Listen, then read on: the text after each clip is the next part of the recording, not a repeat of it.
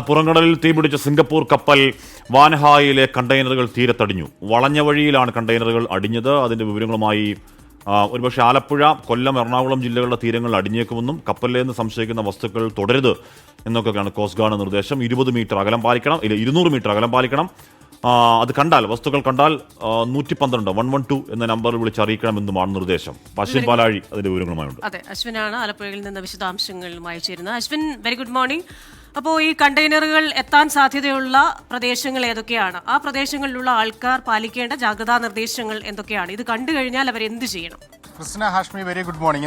ഇന്നലെ മുതൽ കർശന നിർദ്ദേശം കോസ്റ്റ് ഗാർഡിന്റെയും ഒപ്പം പോലീസിന്റെയും ഒക്കെ ഭാഗത്തുനിന്നുണ്ടായിരുന്നു. ഇന്നും നാളെയുമായി കണ്ടെയ്നറുകൾ ആലപ്പുഴ, കൊല്ലം, എറണാകുളം ജില്ലകളുടെ തീരദേശങ്ങളിലേക്ക് അടിയുമെന്നുള്ളതായിരുന്നു മുന്നറിയിപ്പ്. എന്തായാലും ആ മുന്നറിയിപ്പ് കൃത്യമായി ഇപ്പോൾ പാലിക്കപ്പെടുകയാണ്. അതായത് ആലപ്പുഴ വളഞ്ഞ വഴിയിൽ ഇന്ന് പുലർച്ചയോടുകൂടി ഒരു കണ്ടെയ്നർ തീരത്തേക്ക് അടിഞ്ഞിട്ടുണ്ട്. ഇന്നലെ രാത്രി അതായത് ആലപ്പുഴ മറ്റൊരു പുറപ്പാട് എന്ന് പറയുന്ന സ്ഥലത്ത് നമ്മൾ ഈ ദൃശ്യങ്ങളിൽ കാണുന്ന രീതിയിലുള്ള ഒരു സേഫ്റ്റി ബോട്ട് കൂടി കരയ്ക്ക് അടിഞ്ഞിരുന്നു. അത് വാൻഹായ് കപ്പലിലെയാണെന്ന് സ്ഥിരീകരിക്കുകയും ചെയ്തു. അതിന്റെ ബോഡിയിൽ വാൻഹായ് 503 സിംഗപ്പൂർ എന്ന് രേഖപ്പെടുത്തിയിട്ടുണ്ട്. അതുകൊണ്ട് തന്നെ ഇന്നലെ രാത്രി തന്നെ ഇത് ഈ കപ്പലിൽ നിന്ന് പുറത്തേക്ക് വീണതാണ് എന്ന് സ്ഥിരീകരിക്കുകയും ചെയ്തിരുന്നു.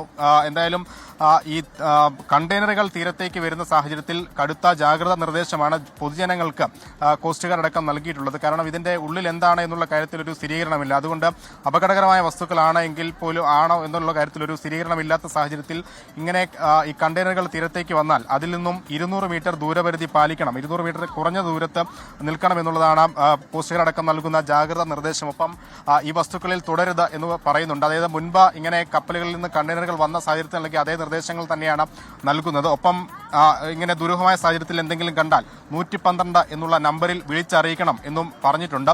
ഇന്നും നാളെയുമാണ് ഈ ജാഗ്രതാ നിർദ്ദേശം തീരദേശങ്ങളിൽ നൽകിയിരിക്കുന്നത്. കൂടുതൽ കണ്ടെയ്നറുകൾ ഇങ്ങനെ തീരത്തേക്ക് അടിയും എന്നുള്ളതാണ് നിലവിൽ വന്നിരിക്കുന്ന മുന്നറിയിപ്പ്. അതുകൊണ്ട് ആലപ്പുഴ, കൊല്ലം, എറണാകുളത്തിന്റെ ചില ഭാഗങ്ങൾ എന്നിവിടങ്ങളിലായിരിക്കും ഈ കണ്ടെയ്നറുകൾ കൂടുതലായി ഉണ്ടാവുക. എന്തായാലും ജാഗ്രതാ നിർദ്ദേശം കൈവിടരുത് എന്നുള്ളതാണ് കോസ്റ്റ് ഗാർഡ് അടക്കം നൽകുന്ന നിർദ്ദേശം. നമ്മളിപ്പോൾ ഈ കാണുന്ന ഈ സേഫ്റ്റി ബോട്ട് ഇനിയിപ്പോൾ എറണാകുളത്ത് നിന്ന് കോസ്റ്റ് ഗാർഡും ഒപ്പം മറ്റ് ഉദ്യോഗസ്ഥരുമൊക്കെ എത്തിയാൽ മാത്രമേ ഇവിടെ നിന്ന് കൊണ്ടുപോവുകയുള്ളൂ എന്നുള്ളതാണ് അറിയിച്ചിരിക്കുന്നത്. ഹാഷ്മി, ക്രിസ്tina.